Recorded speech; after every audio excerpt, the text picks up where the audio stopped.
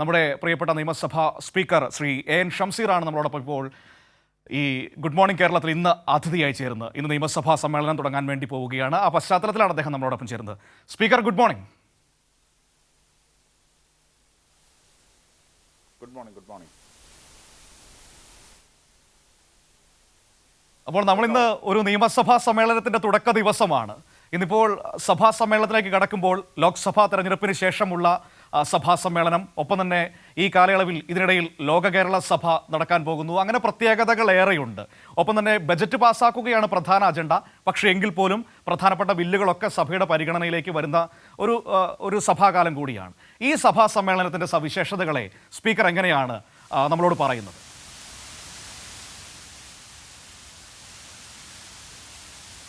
ഇത് കേരളത്തിൻ്റെ 15ാമത് കേരള നിയമസഭയുടെ 11ാമത് സമ്മേളനമാണ്. 11ാമത് സമ്മേളനം എക്സ്ക്ലൂസീവ്ലി ബജറ്റ് പാസ്സാക്കാൻ വേണ്ടിയാണ്. ഇതിൽ 13 ദിവസം എടുക്കുന്നത് ബജറ്റിന് വേണ്ടിയും, പിന്നെ ഇന്ന് കേരള പഞ്ചായത്ത് രാജ് മുനിസിപ്പൽ ആക്ട് നിയമ ഭേദഗതിയാണ്. ഒപ്പം പ്രൈവറ്റ് ബില്ലുണ്ട്, ഒപ്പം ഡിമാൻഡ് ഉൾപ്പെടെ ചർച്ച ചെയ്യപ്പെടുന്നുണ്ട്. ഇതിൽ ഈ സഭയുടെ പ്രത്യേകത, ഈ സഭയുടെ മധ്യത്തിലാണ് ലോക കേരള സഭ നടക്കുന്നത്, കേരള ലോകസഭ നടക്കുന്നത്. ഒപ്പം ഈ ബജറ്റിൻ്റെ ഭാഗമായി തന്നെ പറയേണ്ടത് 2 MLA-മാർക്കുള്ള ഫെയർവെല്ല് കൂടിയാണ്. ശ്രീ കെ രാധാകൃഷ്ണനും ഒപ്പം ഷാഫി പറമ്പലും രണ്ടുപേരും ലോക്സഭയിലേക്ക് ഇലക്ട് ചെയ്യപ്പെട്ടിരിക്കുകയാണ്. അപ്പോൾ അതുകൊണ്ട് തന്നെ ഈ ഏറ്റവും ദൈർഘ്യമുള്ള സമ്മേളനമാണ്. അതായത് 28 ദിവസമാണ് ഈ സഭാ സമ്മേളനം ചേരുന്നത്. 28 ദിവസം വ്യത്യസ്ത അജണ്ടകൾക്ക് വേണ്ടി മാറ്റിവെച്ചിരിക്കുകയാണ്. പൂർണ്ണമായും നല്ല നിലയിൽ തന്നെ സഭ സമ്മേളിക്കുമെന്നാണ് എൻ്റെ പൂർണ്ണ വിശ്വാസം. പ്രതിപക്ഷവും ഭരണപക്ഷവും നല്ല രീതിയിൽ ചെയറുമായി സഹകരിച്ചുകൊണ്ട് ഈ സഭാ സമ്മേളനം നടത്താൻ പൂർണ്ണമായും സഹകരിക്കുമെന്നാണ് എൻ്റെ വിശ്വാസം. സ്പീക്കർ, ഏതായാലും നമുക്ക് സഭാ സമ്മേളനത്തെക്കുറിച്ച് പറയുമ്പോൾ ലോക കേരള സഭയെക്കുറിച്ച് പ്രത്യേകം പറയേണ്ടതുണ്ട്. കാരണം ഈ കാലയളവിലാണല്ലോ ലോക കേരള സഭ നടക്കാൻ പോകുന്നത്. വലിയ പ്രതീക്ഷകൾ മുന്നോട്ട് വെച്ചുകൊണ്ടാണ് നമ്മൾ ലോക കേരള സഭ എന്ന ആശയത്തിലേക്ക് കടന്നത്. അത് തുടങ്ങിയപ്പോൾ മുന്നോട്ട് വച്ച ആ ആശയങ്ങൾ അതിങ്ങനെ നടപ്പിൽ വരുത്താൻ ലോക കേരള സഭയ്ക്ക് കഴിഞ്ഞിട്ടുണ്ടോ? സ്പീക്കർ എങ്ങനെയാണ് ലോക കേരള സഭയെയും അത് പ്രവാസികൾക്ക് നൽകുന്ന ഒരു പ്രതീക്ഷകളെയും കുറിച്ച് വിലയിരുത്തുന്നത്?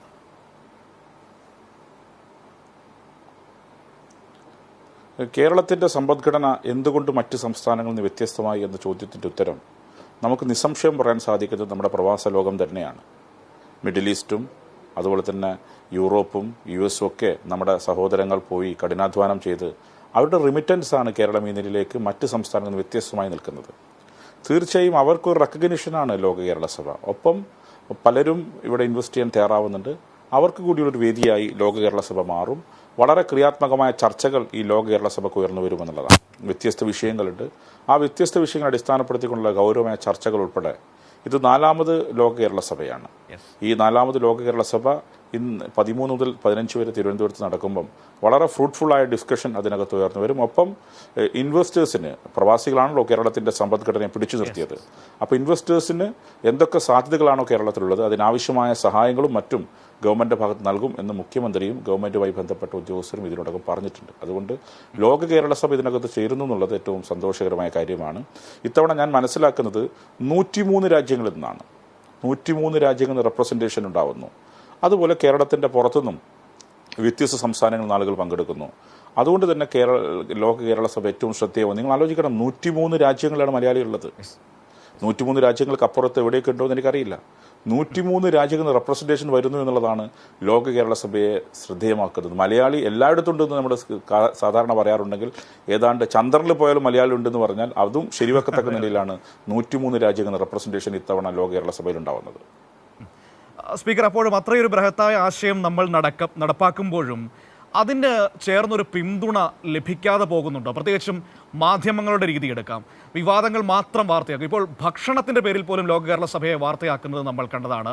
പ്രതിപക്ഷം പലപ്പോഴും അതിനോട് സഹകരിക്കാതിരിക്കുന്ന നിലപാട് സ്വീകരിച്ചത് നമ്മൾ കണ്ടതാണ്. അങ്ങനെയുള്ള കാഴ്ചപ്പാടുകളൊക്കെ മാറ്റേണ്ട സമയമായില്ലേ?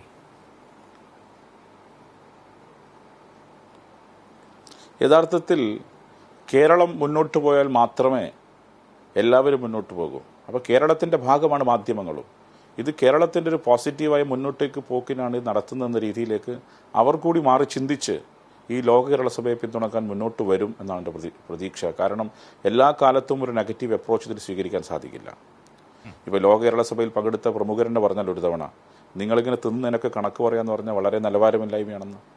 അതിനേക്കാൾ വലിയ ഭക്ഷണവും അതിനേക്കാൾ വലിയ സീറ്റിലും ഇരിക്കാൻ സാധിക്കുന്ന പ്രമുഖരല്ലേ ഇതിൽ പങ്കെടുക്കുന്നവർ? ഞാൻ പേര് പറയണോ? ഇവർക്കാർക്കെങ്കിലും ഭക്ഷണത്തിന് എന്തെങ്കിലും മുട്ടുള്ളവരാണോ? ഈ 103 രാജ്യങ്ങളിൽ നിന്നും സ്വന്തം പണം ചെലവാക്കി വരുന്നവർ അവർ ഭക്ഷണം കഴിക്കാൻ ഗതിയില്ലാത്തവരാണോ? അപ്പോൾ അത്തരം നിലവാരമില്ലാത്ത പ്രചരണങ്ങൾ നടത്തുന്നത് കേരളം പോലുള്ള സംസ്ഥാനത്തെ ഉത്തരവാദപ്പെട്ട മാധ്യമങ്ങൾ ചേർന്നതല്ല എന്നീ ഘട്ടത്തിൽ ഞാൻ ഓർമ്മപ്പെടുത്താൻ ആഗ്രഹിക്കുകയാണ്. തെറ്റെല്ലാവർക്കും പറ്റാം. ഇന്നലകൾ അവർ തെറ്റ് പറ്റിയിട്ടുണ്ട്. അത് തിരുത്താനുള്ള അവസരമായി ലോക കേരള സഭ മാറ്റും എന്നാണ് എൻ്റെ പ്രതീക്ഷ. എനിക്ക് തോന്നുന്നു അതിനോട് ചേർത്ത് പറയേണ്ട ഒരു കാര്യം കൂടിയുണ്ട്.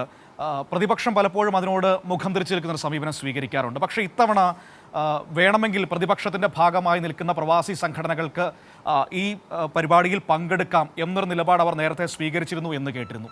അങ്ങനെയാണെങ്കിൽ ഈ ലോക കേരള സഭ എന്ന് പറയുന്ന ആശയത്തെ വില കുറച്ച് കാണാൻ കഴിയില്ല എന്ന തിരിച്ചറിവ് മറുപക്ഷത്തേക്ക് കൂടി ഉണ്ടാവുകയല്ലേ? അതൊരു നല്ല ഒരു കാര്യമായിട്ട് നമ്മൾ കാണണ്ടേ? അതെ, ഏതൊരു എതിർപ്പും മെല്ലെ മെല്ലെ അലിഞ്ഞു ചേരുകയുണ്ടാവുക. ഒരു ഫൈൻ മോർണിംഗിൽ എതിർപ്പാവ് ഇല്ലാതാവില്ല. അതൊരു പ്രോസസ്സാണ്. അപ്പോൾ ഇറ്റ് വിൽ ടേക്ക് ടൈം. ഏതായാലും അവർ ആ നിലയിൽ ചിന്തിച്ചു എന്നത് വളരെ പോസിറ്റീവായ കാര്യമാണ്. എൻ്റെ അഭ്യർത്ഥന, പ്രവാസി ലോകത്തുള്ളവർക്ക് രാഷ്ട്രീയമില്ല. അതിൽ ഇടതുണ്ട്, വലതുണ്ട്, BJP ഉണ്ട്.